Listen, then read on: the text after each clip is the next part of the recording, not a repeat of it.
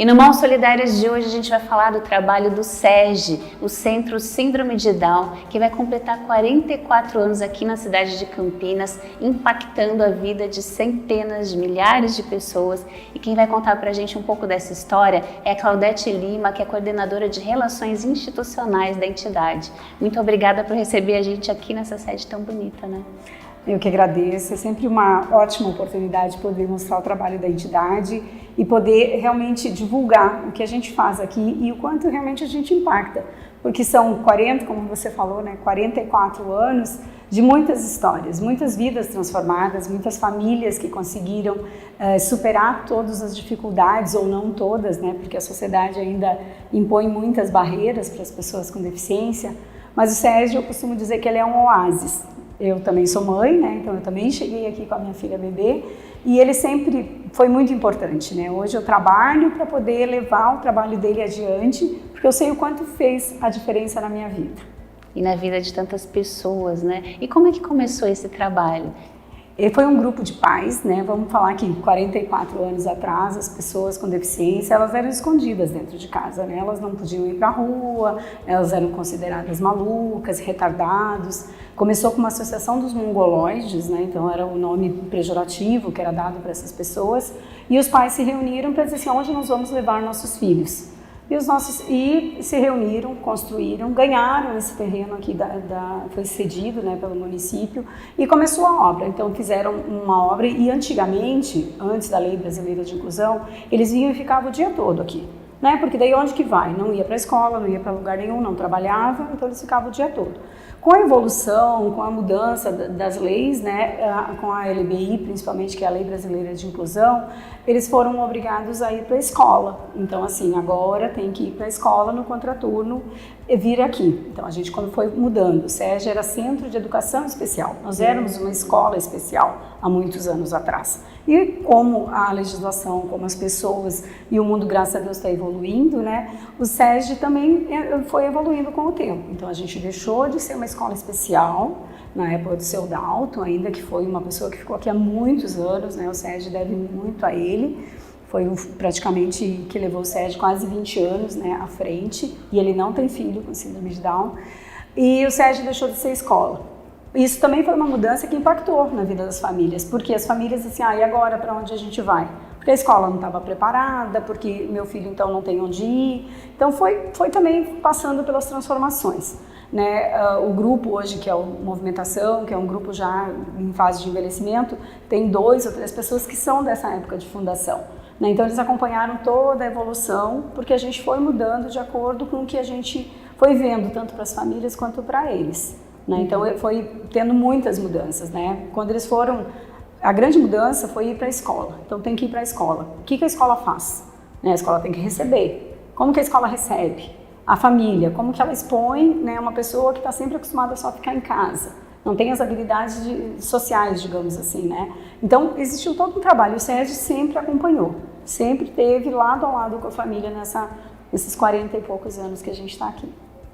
Maravilhoso, porque para além da inclusão, né? Porque na verdade o ideal é que não existisse exclusão, exato, né? A gente não precisasse nem falar de inclusão, mas uma vez que a gente tem que caminhar nesse sentido, a inclusão é ótima porque ela coloca a criança numa condição de criança com outras crianças, todas são crianças, mas os estímulos especiais, direcionados até porque cada criança é uma criança, né? Isso faz muita diferença, né? Então não dá para excluir, foi para a escola, ok, mas não dá para excluir tudo que vocês oferecem aqui, né? Inclusive para os pais, não é? Para os pais vocês fazem também um acompanhamento? Fazemos. E é isso mesmo, assim, porque quando você vai lidar com a sociedade, a gente brinca assim, o ideal é que o SESG não... Aliás, o mundo ideal é quando o SESG deixar de existir, porque daí ele não precisa de um lugar para que ajude as pessoas a serem incluídas. Então a gente sempre fala que o SESG é ponte, ele é ponte da pessoa com deficiência e da família com a sociedade. Então o nosso trabalho aqui é construir pontes mesmo, mudando a vida das pessoas. E daí sem a família não existe essa mudança, né? Então assim, eu fui família também por muitos anos aqui, fui também presidente, diretora voluntária, e a família, ela é tão importante quanto a pessoa, porque se a família não acreditar, não adianta a gente fazer um trabalho. Se a família não tiver condição de acessar uma rede de saúde, uma rede de educação, a gente não vai andar. Então, assim, não basta só a pessoa querer, o SESD querer. Se a família não estiver junto nessa luta, não tem trabalho que dê certo. Então, a gente trabalha a família paralelo a todos os programas que a gente tem.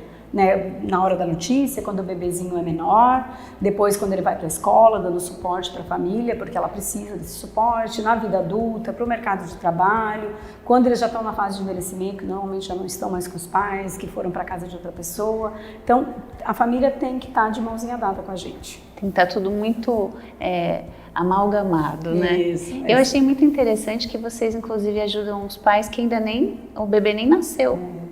É que hoje com essa questão da medicina tá tão avançada, né, tem muitos pais que descobrem na gravidez, né, tem muitos exames e tal, e a mãe às vezes chega aqui na gestação, né, então assim, e a gente dá graças a Deus que ela vem pra cá, porque ela não fica entrando na internet, não fica vendo coisas que não são coerentes, então a gente fala assim, e a gente tenta, tem uma parceria muito grande com os hospitais, a gente está sempre de portas abertas para dizer assim, nasceu uma criança, ou encaminha pra gente, ou chama a gente, ou contacta a gente, porque a gente vai conseguir acolher. Né? Então ela chega aqui, ela vai ver outras crianças desenvolvendo, ela vai ver outras, então ela já começa a não ser uma dor tão grande, porque é o desconhecido, ela não conhece a criança que está ali dentro, ela não sabe como vai, ela vê o que o mundo está mostrando para ela, então a gente gosta que ela veja na nossa perspectiva, digamos assim. Com certeza. E quais são os maiores, pela sua experiência de mãe também, de diretora e tanto tempo aqui, quais são os maiores medos dos pais com relação à criança com síndrome de Down? Eu acho que desde o começo o que a gente pede, se você pedir hoje para uma mãe, é assim, qualquer pai, na verdade, assim, o que ele vai ser?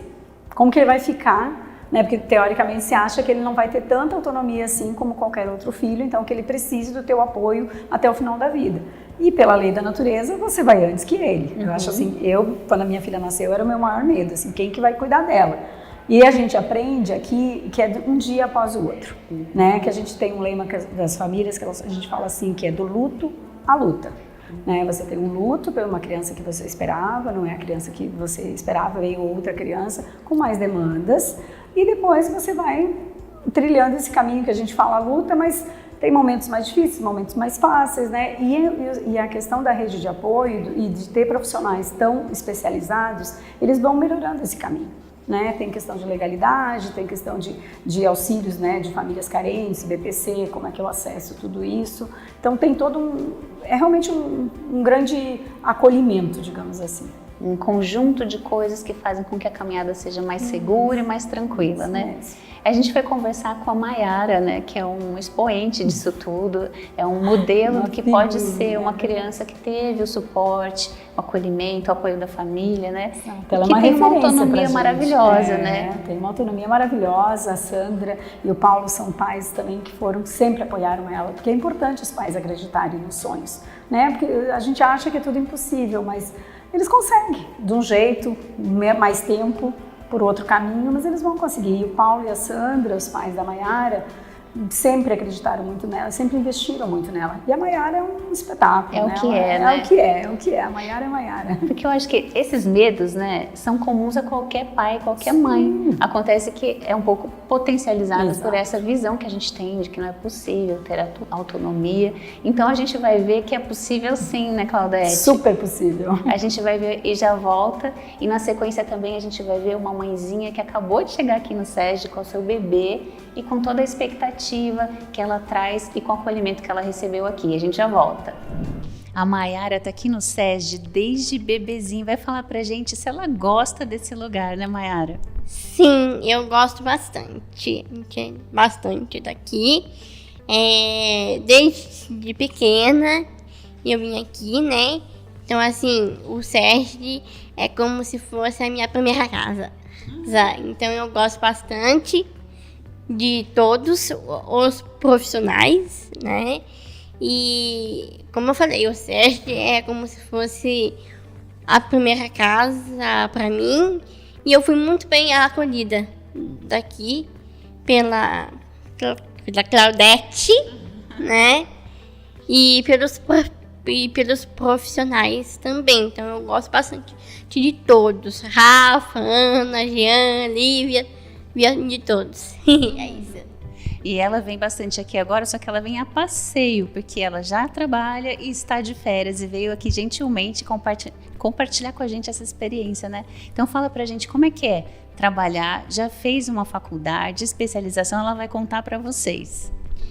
Então, eu fiz faculdade de RH, eu já sou formada. E eu tô vindo aqui no SESD, né, durante as minhas férias, para ajudar a Claudete, dando essas entrevistas, né, para vocês. E tô gostando bastante, porque é uma forma, né, de eu ajudar famílias e algumas mães, sim, também. Principalmente essa mãe nova que acabou de chegar. Ah, que lindo. Então, para quem está assistindo e ainda tem uma dúvida se vai trabalhar ou se não vai, se deve ou não deve, o que você diria para esses jovens? Assim, eu sei que tem muita gente em casa com preguiça, né, que não querem trabalhar, mas um conselho que eu dou: levanta do sofá e vai procurar emprego, porque sem trabalho não tem. Você pode estudar, então você estuda, trabalha, mas levanta do sofá, vai procurar emprego, trabalho, porque o trabalho vai te ajudar a realizar seus sonhos e ganhar dinheiro, que é o que você precisa no momento. Qual que é um sonho seu? Fala se você puder, né? Compartilha com a gente um sonho seu que você quer realizar. Eu queria muito, né? Como eu posso dizer? Um sonho meu como eu posso dizer? Peraí.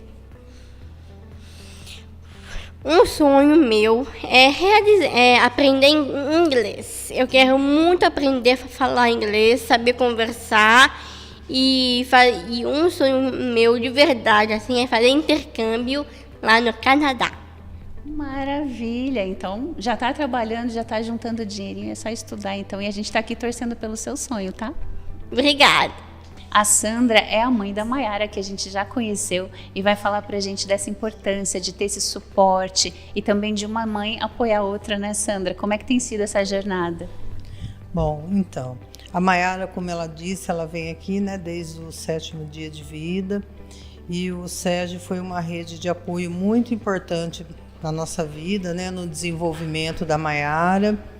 E a gente criou uma rede de apoio, uma amizade muito boa aqui entre mães. A gente dividiu muito, né?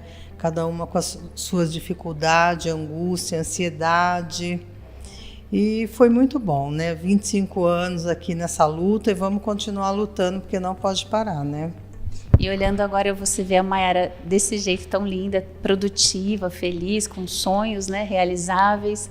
Você acha que esses estímulos, todo esse suporte que o SESD deu faz muita diferença? Sem dúvida. O SESD foi fundamental no desenvolvimento da Mayara, né?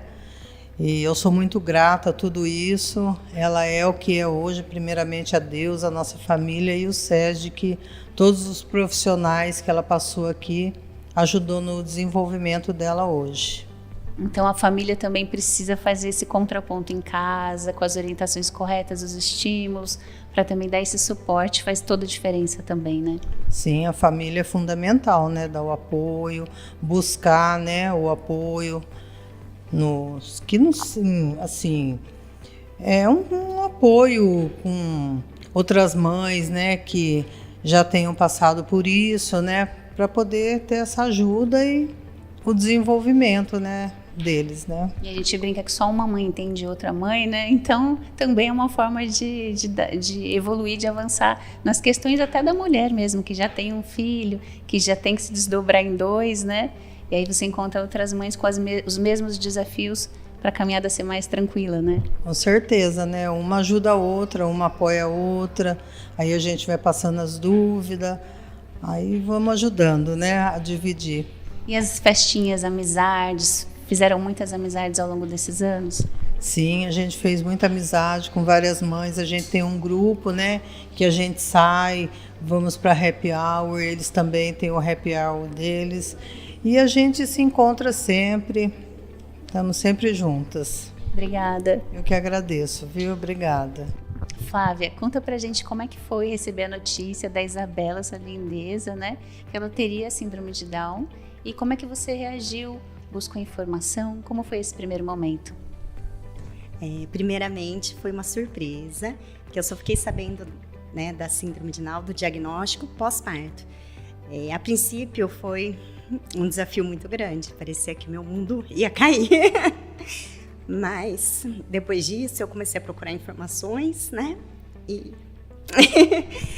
que mais? Comecei a procurar informações a respeito e buscar o melhor desenvolvimento dela. Qual foi o seu maior medo, assim, quando você recebeu a notícia? Era saber cuidar? Qual era o seu maior medo?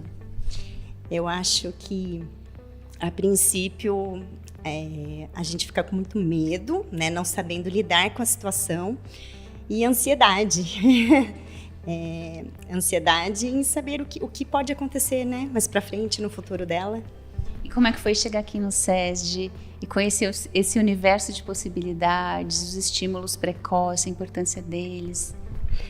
Eu fiquei conhecendo aqui o SESD através dos profissionais do hospital, da UTI neonatal, né, onde ela permaneceu por 22 dias. Cheguei aqui, fui muito bem recebida por todos os assistentes sociais que me receberam, os profissionais. Nós ficamos encantadas com a estrutura, com os profissionais daqui, e um ambiente muito gostoso, de uma energia muito positiva. Aí aos pouquinhos vai desmistificando, vai se sentindo mais segura para tomar as decisões, as atividades que ela já vai fazer. E eu queria saber o que ela vai fazer aqui então. Bom, a Isabela, ela faz parte do programa de estimulação precoce, né? E eu achei muito importante ela fazer parte desse programa porque é de extrema importância para o desenvolvimento motor e cognitivo dela, né? E para que futuramente ela tenha uma autonomia e uma melhor qualidade de vida. É o que a gente busca para ela. E também vocês, como pais, são orientados ao que já pode fazer em casa, alguns estímulos também adicionais, além daqui do SESD? Somos orientadas desde o primeiro contato, né? Os profissionais nos orientam. Eu tenho um pouquinho de conhecimento, que eu sou professora de educação física, então isso facilita bastante. E outras mães, conhecer outras mães também foi uma experiência interessante? Está sendo, né? Com certeza, é uma experiência muito boa e muito válida, onde a gente troca conhecimento, e eu acho que o principal são as experiências de cada criança. Muito obrigada.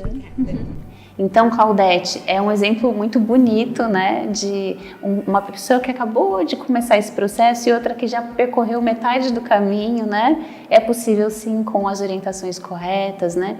Eu queria que você falasse da entidade enquanto sustentabilidade, como é que ela se mantém? A gente vê que são várias estruturas, né, funcionando, cada uma com o seu perfil, com o seu objetivo, e que é uma grande estrutura. Como é que é para manter tudo isso?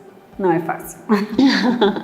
Talvez depois da inclusão, ele é o desafio maior da entidade, né? O SESD tem 43, 44 anos, né?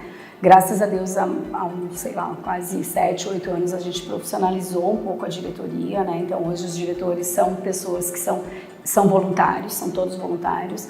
São pessoas que são especialistas em alguma área, né? Porque não adianta só você querer ser voluntário e vir aqui e não ter como ajudar, né? Então assim, mas eu quero cuidar das crianças. A gente não tem voluntário no cuidado da criança, a gente tem voluntário na diretoria ou para alguma outra ação. Essa é a primeira coisa. Então existe uma diretoria profissionalizada, digamos assim.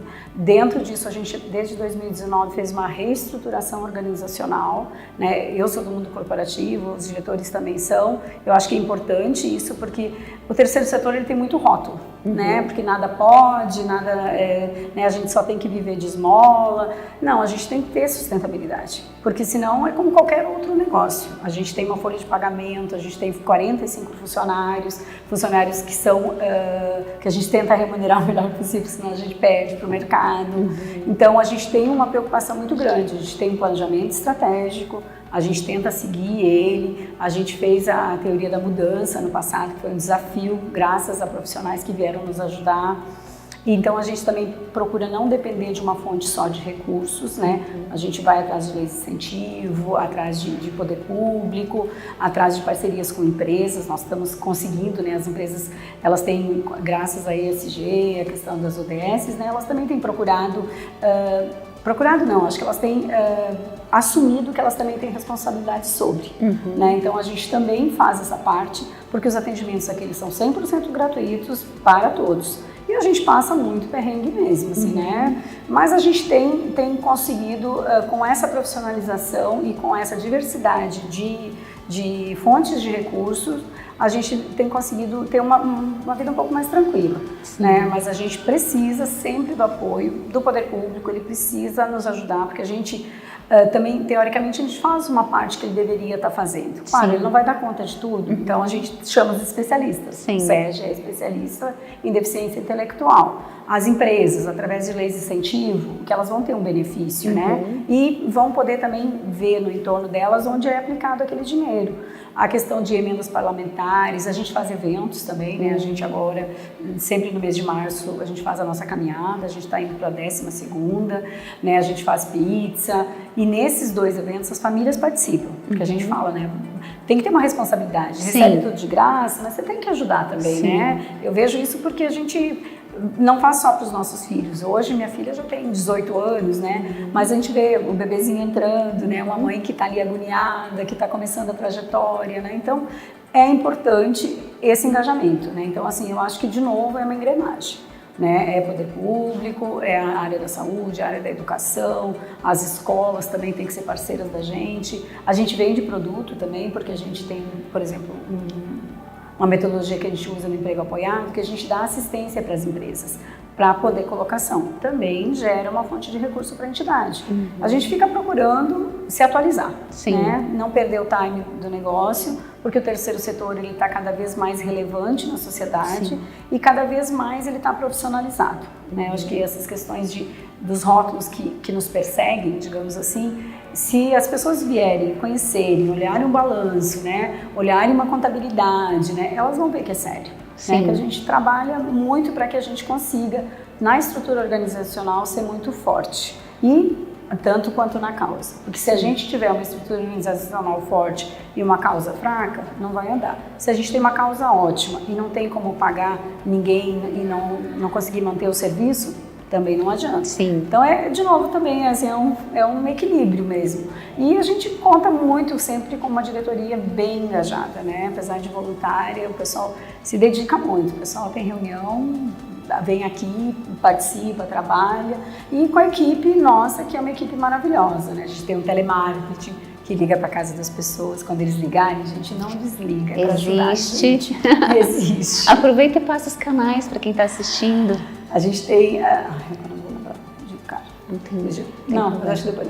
Os canais, a gente tem o site, né? Então acesse o nosso site, lá tem toda a parte de transparência, a parte de prestação de contas, de balanço, né? Toda uma parte técnica, tem um relatório de atividades também. Nós temos o nosso Instagram, que é SESG Campinas, o site é sesgcampinas.org.br e lá tem os canais também que podem entrar em contato com a gente com o WhatsApp, qualquer informação, qualquer família também que esteja aí nos escutando e olha, eu tenho meu filho, eu acabei de receber a notícia.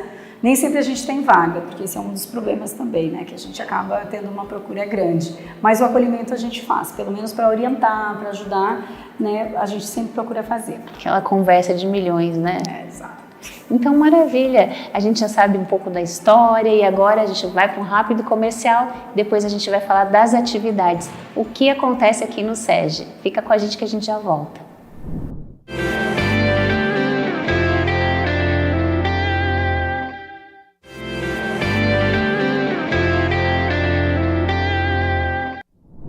De volta para o segundo bloco do Mãos Solidárias de hoje, no SESG, Centro Síndrome de Down, que funciona aqui na Vila Brandina, mas atende toda a região de Campinas. A gente está aqui com a Claudete Lima, que é coordenadora de Relações Institucionais, e agora ela vai falar para a gente as atividades que a entidade oferece para a família, para as crianças assistidas, para os jovens e para os idosos, né? É verdade.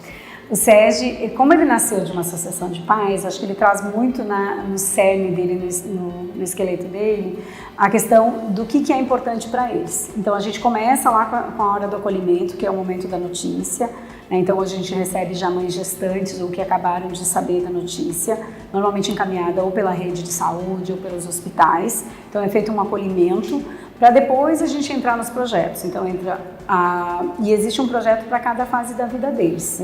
Né? Então começa com a estimulação precoce, que são os bebês de 0 a 4 anos, onde a parte mais intensiva é a base. Né? Então a base da pessoa, por conta da primeira infância também, da neuroplasticidade, de eles conseguirem absorver muita coisa nessa idade. Então eles fazem físio, fono, TO e a psicologia, que é obrigatória, individual, e rodas de conversas desse grupo.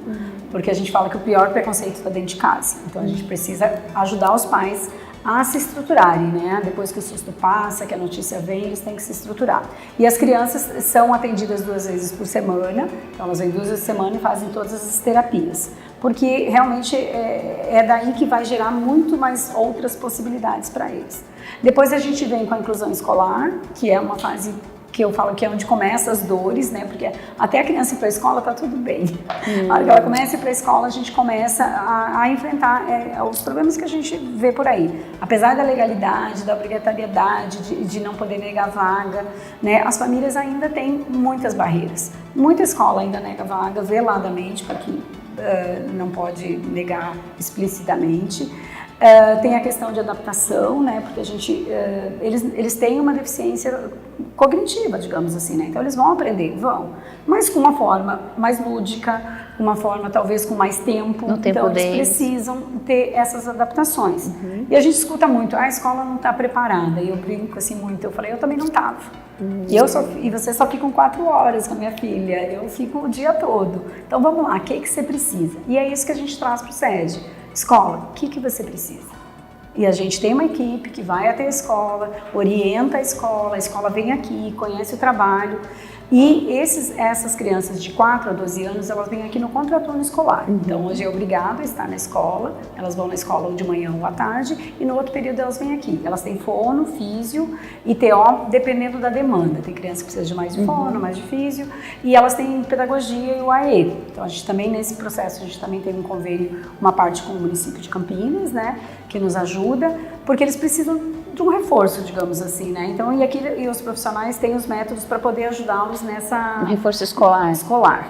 E mais as terapias para quem precisa. Tem uma dificuldade de falar, a gente tem uma questão da linguagem ser uma dificuldade grande com eles, né? E a gente, né, tem explicações científicas que falam que é onde quebra o cromossomo, por que uns falam mais, uns falam menos, por que de alguns eu entendo, de outros não. A gente trabalha com uma comunicação alternativa e aumentativa, com uma linguagem simples, também para eles poderem entender, com frases e palavras diretas. Né? Então a gente também ensina a escola, ensina a família, porque existem várias formas de falar, digamos assim, né, de se comunicar. Depois eles vão para a juventude, que daí é onde chega a idade dos adolescentes, né? Então são de 12 a 17 anos. Aqui eles vão falar sobre o corpo, o que é público, o que é privado, né? Sobre a prevenção de abusos, de vulnerabilidade. Super importante, né? Questão de bullying, porque é uma idade, né? Adolescente é uma idade crítica. Sobre a questão de namoro, que eles são jovens, eles querem namorar. Os hormônios estão lá. Os hormônios estão borbulhando. As famílias nessas horas ficam super desesperadas, né? Porque é muito novo. E antigamente eles eram muito... Antigamente não.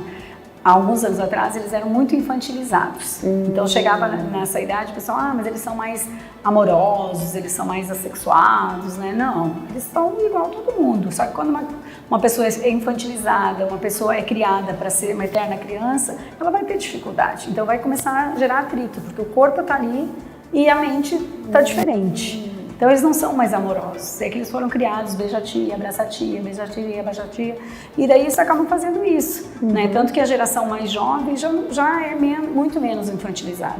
E de novo, eles estão dentro de um ambiente seguro para ter essas informações, né? Porque eu não sei, eu sou mais velha, você, onde que a gente aprendeu sobre sexualidade, namoro com os amigos?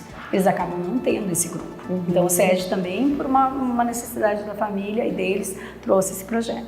Depois a gente vai para o emprego apoiado, que é onde a gente trata da empregabilidade. A gente sempre fala que é além das cotas, é o que a gente gostaria, né, que seria o mundo ideal, mas a gente ainda trabalha com isso. Então a gente ali desenvolve o que a pessoa quer fazer, o que ela gostaria de fazer. Monta, traça o perfil, depois constrói um currículo e vai atrás da vaga. Então a gente tem parcerias com empresas bem fortes e depois na terceira fase, daí é o nosso serviço que a gente acaba vendendo uma consultoria para a empresa, né? Para a empresa poder fazer a inclusão efetiva, de fato, não só para cumprir cota, digamos assim. Então a empresa ela tem toda uma assessoria e a gente assessora a pessoa também que está lá no mercado de trabalho. Porque de novo, né, quando chega num ambiente externo, tem muito preconceito, as pessoas têm muito pouca informação. A gente leva a informação, prepara a equipe, faz o mapeamento, faz as adequações do posto de trabalho. Depois disso começa a idade do envelhecimento. A gente tem um programa chamado Movimentação, que a gente vai conversar um pouquinho também. Eles têm, por conta da síndrome de Down, um envelhecimento precoce. Então ele começa mais cedo. Então eles por conta da hipotonia, que a hipotonia é a característica maior da síndrome de Down. É importante dizer que síndrome de Down, diferente de outras síndromes, não tem grau, né? A síndrome de Down é um acidente genético. Você sai, não existe laudo para síndrome de Down, existe um exame chamado cariótipo. E eles têm hipotonia, que a hipotonia é flacidez muscular. E quando a gente vai envelhecendo, todo mundo, né, a gente vai ficando com mais dores, mais isso. Então esse programa é voltado para a saúde deles e para a questão de atividades físicas, lazer.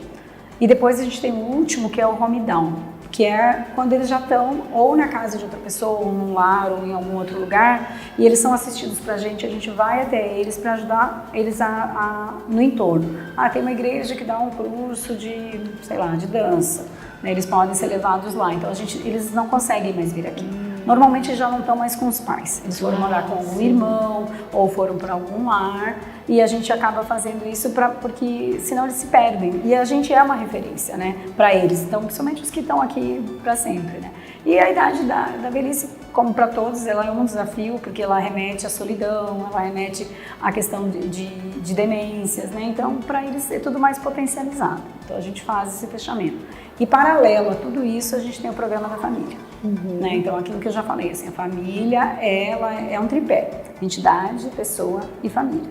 Então, a família é assistida de diversas formas e por conta de demandas, mas ao longo de toda a vida da pessoa. Então, praticamente, né, a gente fala que a gente tem um ciclo de vida aqui uma dentro, mandala né? da vida. E assim, quando eles completam 18 anos, eles já não vêm mais aqui, eles arrumam um emprego. A Maiara, que vocês escutaram, que é o fenômeno, ela já não vem aqui há muitos anos. Não vem aqui que eu digo assim, ela só vem nos passear. eventos, vem para passear, mas ela já tem autonomia, a família já tem autonomia. Já em outra fase. É, outra fase. Então, assim, é o ideal. É o ideal, né? A gente até fala assim, né? Eles têm que ficar aqui até eles se sentirem que eles não precisam de tanto apoio. Sim. Né? Porque o SEG é uma grande rede de apoio para eles. Eles vão levar tudo isso para o mundo, né? Exato. Porque a gente quer que a pessoa ela seja incluída de fato, que ela seja respeitada pela sociedade, que ela seja validada pela sociedade. E eu acho que nisso tudo a sociedade inteira pode ajudar. Né? Quando a gente fala da escola, por exemplo, né? Se meu filho estuda com uma pessoa que tem deficiência, eu vou explicar para ele como é que é. Que o menino vai demorar um pouco mais, talvez ele não consiga falar o que ele quer, que pode ajudar, porque isso é uma construção do ser humano, né? Da humanidade, né? Exato. Eu falo que os colegas da minha filha, por exemplo, vão ser os médicos, os professores, os juízes, os advogados do futuro, os jornalistas, né? Então, assim, é um privilégio, porque minha geração inteira não conviveu. Né? E acho que talvez por isso a gente tem uma sociedade hoje tão preconceituosa. Porque a partir do momento que você tem a informação e poder conviver, e até um estudo que fala, né, que crianças da primeira infância até 6, 7 anos, elas não veem a deficiência. Depois elas são ensinadas a ter preconceito. Né? Então os pais têm uma responsabilidade grande nisso. Né? Acho que a gente, como qualquer filho, né? Não é porque a gente está falando hoje especialmente da pessoa com síndrome de Down, mas isso serve para qualquer tipo de educação, né? A gente tem que, a diversidade ela é boa e cabe todo mundo, né? Eu falei, com amor cabe todo mundo, em todos os lugares. E a natureza mostra isso pra gente o tempo todo, Verdade. né? Então vamos ver um pouquinho das atividades que acontecem aqui e a gente já volta. A Gabriela é psicopedagoga aqui do SESD, a gente já falou um pouquinho do programa com as pessoas mais idosas e agora ela é responsável pelo programa da juventude, vai explicar pra gente como é que funciona essa fase tão importante da vida também, né, Gabriela? Sim. O programa Juventude, ele surge da necessidade da gente entender esse jovem como um ser humano integral, dono das suas vontades e protagonistas da sua própria história. E aí, pensando nisso, o programa Juventude tem 3 ciclos, porque ele abrange uma faixa etária extensa, dos 12 aos 17 anos e 11 meses. Então, a gente tem o primeiro ciclo, que é a corporalidade, que é onde a gente vai entender esse jovem que deixa de ser criança e passa a ser um adolescente. Então, a gente começa a falar de temas como corpo público, corpo privado, né? Assuntos voltados como a menstruação, que acontece muito nessa transição hormonais, tudo voltado à corporalidade. O segundo momento, ele é mais o ciclo ir e vir, onde a gente fala, a temática é pertencer ao território que nos pertence. Então, eles criam autonomia para estar em todos os espaços, né? A própria casa, o SESD, o bairro, a cidade, o mundo. E o terceiro ciclo é o Vida em Perspectiva, que é onde a gente acende a luz do porvir. Eles estão na faixa etária de 17 anos e a gente começa a questionar o que eles esperam para a própria vida. Vida pessoal, vida profissional, vida amorosa. E um assunto que sempre ficou muito em alta dentro do programa foi o corpo. Né? Ele transpassa todos os ciclos. Então, pensando nisso, a gente tem o projeto Corpo no Mundo, Ações Preventivas em Sexualidade, que é onde a gente fala diretamente desse assunto, principalmente nessa fase tão importante da vida, onde surgem muitas dúvidas. É super amplo então, né?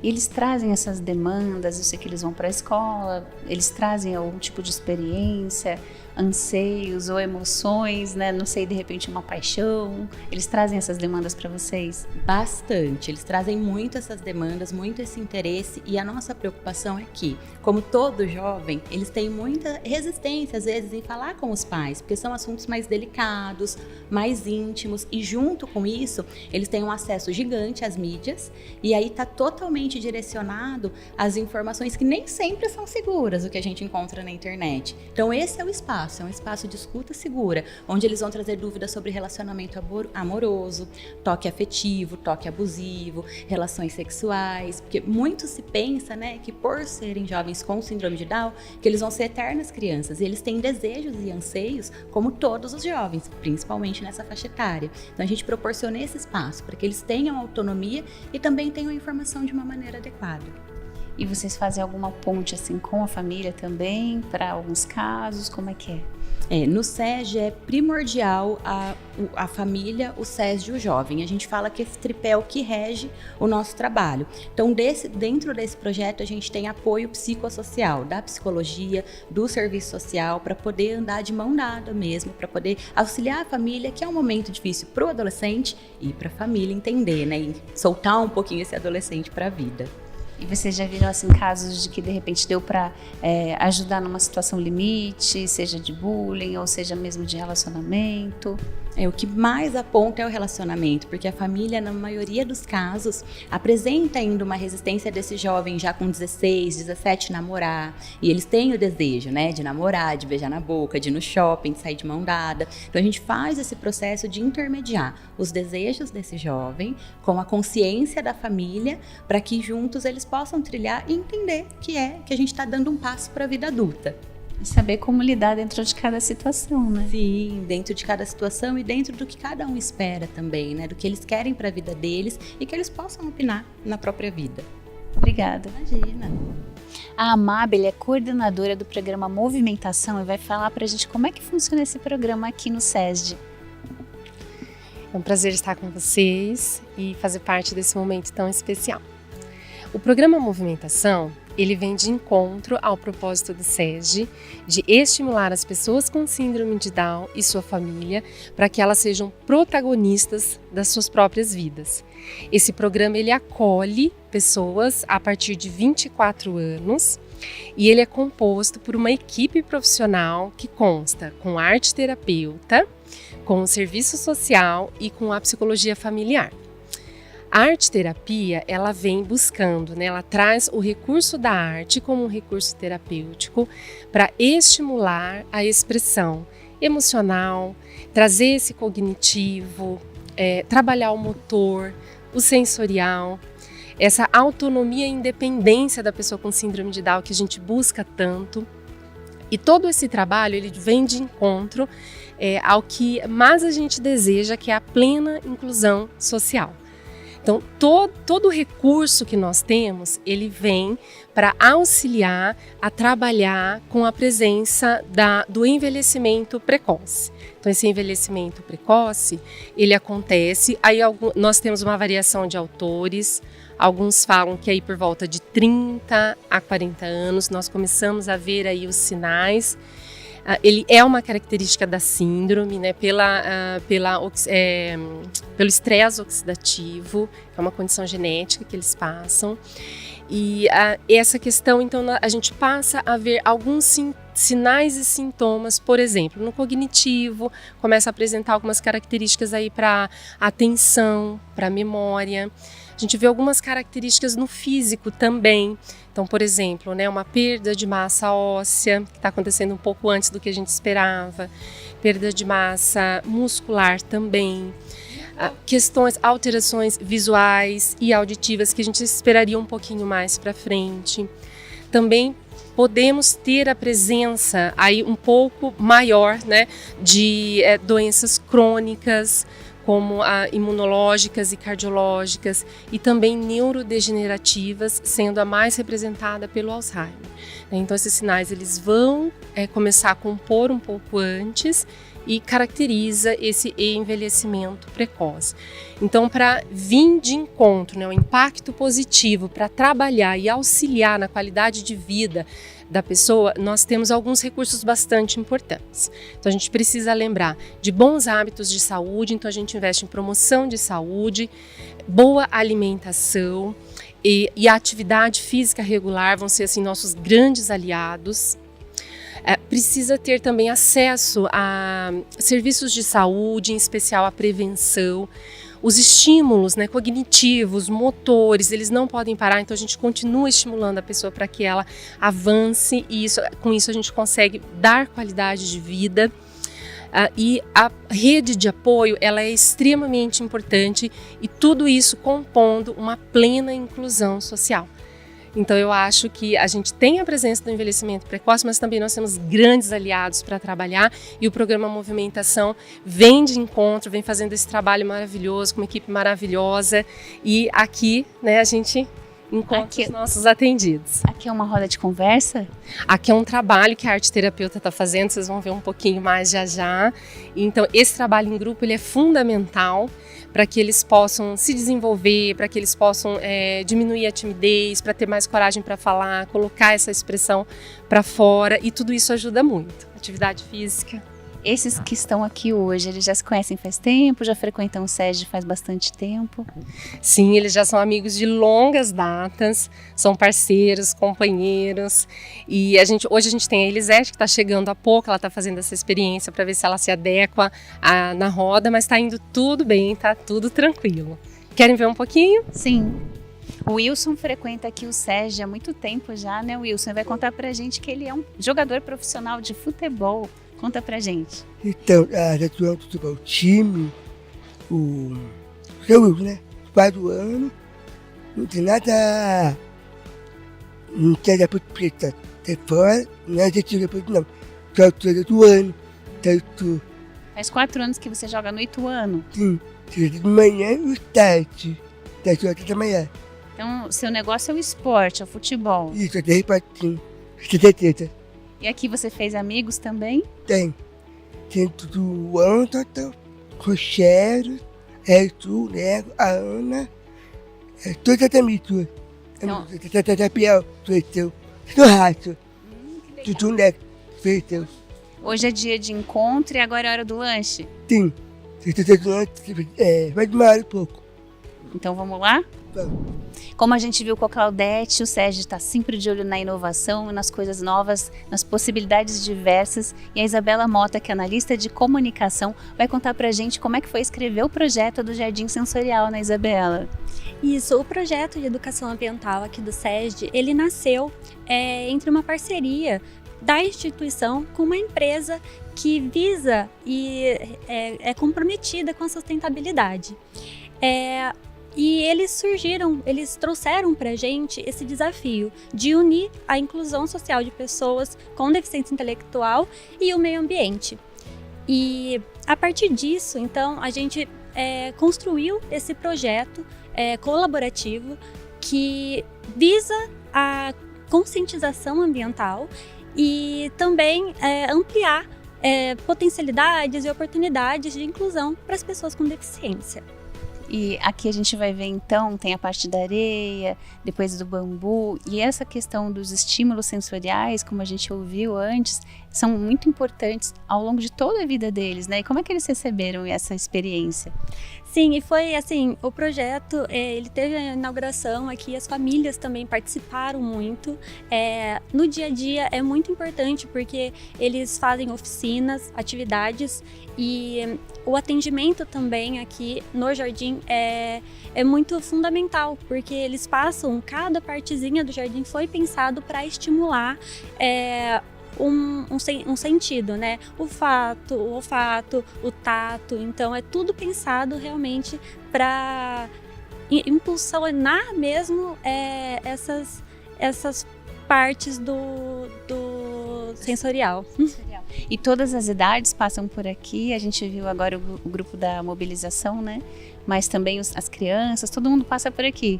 Isso, então aqui desde o bebezinho a gente já começa o atendimento deles aqui, eles participam até o envelhecimento. Então todo mundo tem a oportunidade de vir aqui, tirar o sapato, passar por cada partezinha, sentir, ver as plantas também, né? Ter essa questão do olfato, sentir como o tato, todas as fases passam por aqui. Pelo jeito, vocês também gostam de vir para cá, né? Sim, os colaboradores também aproveitam bastante. A gente tem alguns voluntários do projeto também que participam. Então, é muito interessante ver essa conexão que eles têm com essa parte que muitas vezes eles não conhecem. Eles nunca tiveram aqui no SESD, por exemplo. Então, é uma parte que junta o ambiental com a inclusão. Então a gente está aqui, né, plantando essa sementinha para no futuro a gente colher mais inclusão, uma sociedade mais inclusiva e sustentável. É um ganha-ganha, né? Exatamente. Obrigada. A Najara é agroecóloga e foi a responsável pela implantação da empresa parceira aqui com o Jardim Sensorial e com a horta, né, Najara? Conta pra gente como é que foi essa experiência. Você já conhecia o público com síndrome de Down? Já tinha trabalhado especificamente com essas pessoas? Como é que você pensou o projeto? Então, foi um desafio super bacana que a gente recebeu de coração aberto. A gente já está acostumado a fazer esses tipos de projeto em escolas, mas não com o público todo com síndrome de Down, né? Em algumas escolas a gente já trabalha com autismo, em algumas outras questões, mas foi um desafio super bacana. Então, quando a gente pensou todo aqui o projeto, a gente pensou principalmente no jardim sensorial com todas as plantas comestíveis, então para explorar exatamente outras texturas. Então, a gente pensou em tudo bonitinho no chão para eles tirarem o sapato, sentirem texturas diferentes. E depois disso a gente foi vendo que havia necessidade de implantar também uma horta para incentivar um pouco mais a questão da alimentação saudável, e teve algumas atividades, porque além disso a gente faz atividades com os alunos para eles irem se integrando. Então eles fazem parte do plantio, da colheita. Em algumas atividades a gente incentiva a alimentação, então foi muito bacana porque eles exploraram bem, a gente achou que eles não iam querer experimentar e foi muito bacana. Então assim, é uma construção coletiva, então a gente sempre busca personalizar cada atividade, o jardim todo pensado nas demandas e nas necessidades do público. Então, além de implantar o projeto, vocês também fazem educação ambiental. Isso, que é o diferencial do nosso trabalho, na verdade. Então a gente não vem só e implanta, né, o projeto e não dá essa assessoria e esse contato mesmo. Então a gente reintegra, a gente reconecta as pessoas que participam do projeto com a natureza. Então a gente pensa no todo. Então a gente faz esse trabalho também, o que deixa tudo muito mais divertido e muito mais gostoso para todo mundo. O que você achou de mais rico para você nessa experiência? Eu acho que é ver eles comentando, gostando, colocando a mão na terra, porque muitos têm problemas com algumas texturas. Então, às vezes, a gente vai achando que eles vão querer colocar a mão e eles colocam e experimentam e ajudam. Então, tem uns assim que adoram. Quando a atividade acaba, eles ficam tristes. Então, é uma delícia ver que eles já têm pedido também para vir, para olhar. A conexão com os insetos também, que muitos têm medo. Então, aqui o jardim, ele é todo feito para atrair polinizadores também. Então, eles estão tendo contato com abelhas, com borboletas. pretas, isso para mim é encantador. Obrigada. Claudete, então é encantador o trabalho do SESD, né? Mais uma vez, agora a gente viu as rodas, no primeiro bloco a gente conversou com as mães, viu da importância desse trabalho, desse acolhimento, né? Dessa célula, como você diz, de um outro mundo possível.